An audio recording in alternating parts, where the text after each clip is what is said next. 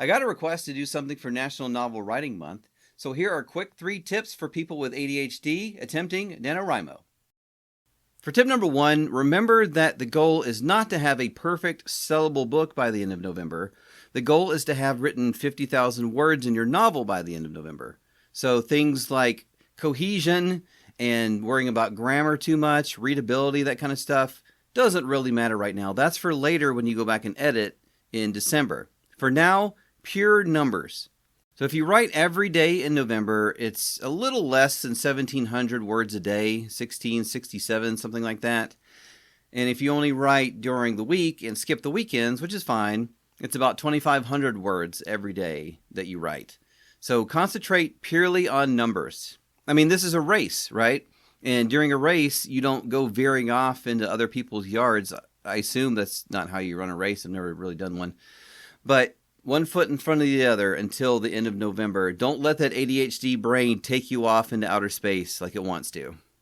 Now, you're going to have to do research at some point, right? The trick is not to get stuck in it and then it's 3 a.m. and you're looking up hippopotamuses or something. My tip is to set aside certain time of day for research. Now, that could be before you write, could be after you write, it could be during the weekend when you're not writing, maybe you're not writing every day, but you have a certain time that you're doing just research, and it's not during the writing time. This way, you have a list of things. Say you need a name for somebody, you just go pluck, and you put it in, and you keep writing to keep running that race. You need a location or a historical fact, pluck, pluck, they're right there, right?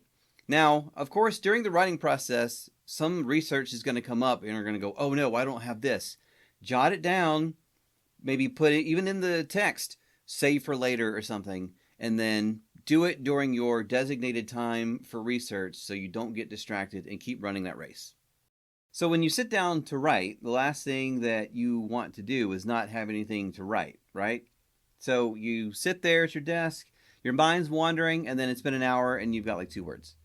Ernest Hemingway actually had a tip for this. He would stop when he knew what the next plot point was, right? So, force himself to stop when he knew what came next. Now, this is great advice for 2 reasons for people with ADHD. One, as I mentioned, you want to be able to sit down and just go. But 2, you've got that cool juice in your head that keeps you excited for the story. You're not sitting there dreading, oh, I don't know what to write. What am I going to do? You already know. You've got it. You sit down and start going. And if you keep using this every day, keep that momentum and that excitement, you could even finish early and have a chance to go back and edit and maybe even rewrite some of it.